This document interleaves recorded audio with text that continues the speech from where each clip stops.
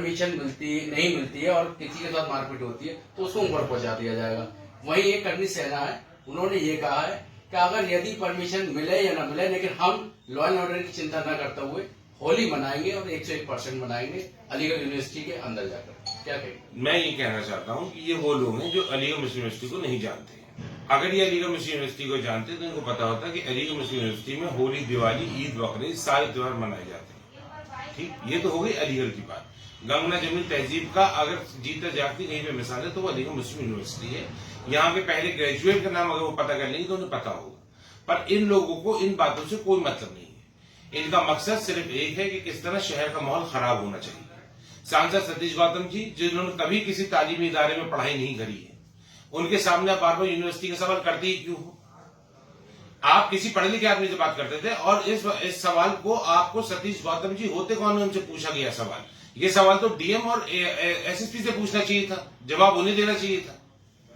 और कार्रवाई भी मैं कहता हूं कि सांसद के ऐसे गैर जिम्मेदाराना बयान पे डीएम साहब को, एसएसपी साहब को निष्पक्ष होकर कार्रवाई करनी चाहिए। और सांसद सतीश गौतम जी को भी आगे से ध्यान रखना चाहिए कि इस तरह के बयान नहीं करने चाहिए। जो काम करने के हैं अलीगढ़ की जनता के अंदर वो नहीं कर पा रहे हैं। ठीक, बिजली के बिल माफ नहीं करवा पाए किसानों के, ट्रेनें नहीं रुकवा पाए जो कहीं थी, एक्सप्रेसवे नहीं बनवा पाए, रोजगार नहीं ला पाए। अलीगढ़ के अंदर कोई एक काम वो नहीं गिना सकते हैं सिवाय इस बात के कि उन्होंने 2024 की सीट बेईमानी से जीती है। ठीक है, इनके बयान को फिर किस तरीके से देखते हैं? जैसे इन्होंने कहा है कि लॉ एंड ऑर्डर अगर खराब हो, मैं इनके बयान को एक नाकामयाब आदमी की नजर से देखता हूं कि एक नाकामयाब आदमी किस तरह से अपनी नाकामयाबी को छुपा सकता है। उनका हर बयान उनकी इसी कारनामों को छुपाने के लिए आएगा। अगर वो ये बातें नहीं करेंगे तो लोग उनसे पूछने लगेंगे कि हमारे बच्चों को रोजगार क्यों नहीं मिला, अग्निवीर की योजना में बदलाव क्यों नहीं हुआ, खैर से उनके जो है वो बच्चे हमारे फौज में क्यों नहीं जा पा रहे। इन सवालों के जवाब ना देके हा हा हा हा हा करता। अजीब तरह के सांसद हैं। मैं तो देखता हूं, हैरत करता हूं किस तरह के सांसद अलीगढ़ को, इस तालीमी इदारे को मिल गया है।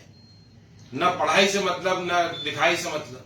बहुत अफसोस होता है देख के कि अलीगढ़ के अंदर बेईमानी ना होती तो अलीगढ़ की अवाम ने तो नकार दिया था।